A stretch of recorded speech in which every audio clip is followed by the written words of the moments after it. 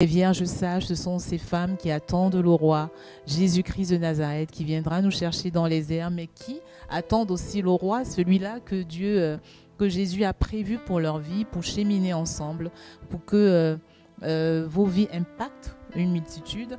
Donc, c'est un point important. Comme vous l'avez toutes souligné ce soir, il y a une préparation.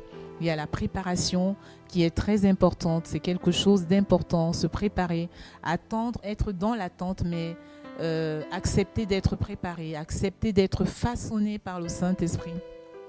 Et c'est pas parce que tu es dans la préparation que tu travailles, que tu fasses des études, que tu sois une femme au foyer, tu dois être active.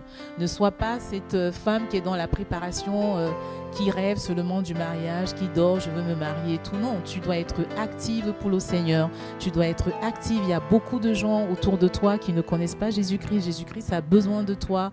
Il a besoin des personnes, des femmes pour le service, soit cette femme sage, soit cette vierge sage qui attend l'époux en étant active, en étant dans la prière, en étant éveillée dans la prière. Même si tu as de multiples occupations, Jésus a besoin de toi. Il a besoin de toi, il a besoin de toi. Et ne crois pas que les choses se passeront les bras croisés, non. Il faut que tu sois active. Le Seigneur dit quand tu fais un pas, lui aussi fait un pas. Donc tu ne dois pas être juste dans l'attente, dans la passivité, non. Cherche à t'instruire.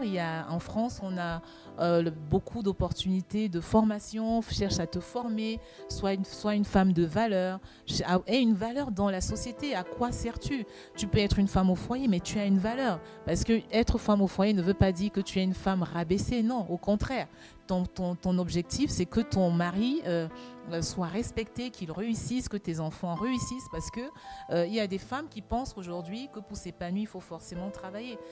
Dans un couple, il y a une entente. Ton mari et toi, vous pouvez décider que pour un temps, tu restes à la maison pour t'occuper des enfants. Tu es une femme au foyer et tu pries.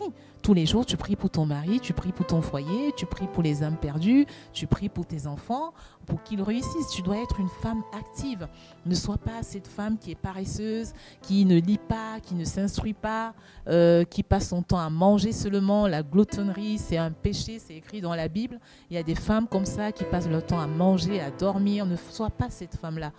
Dieu n'interdit pas qu'on mange, mais tout doit être réglé, ça doit être dans une discipline, dans une rigueur et surtout conduit par le Saint-Esprit.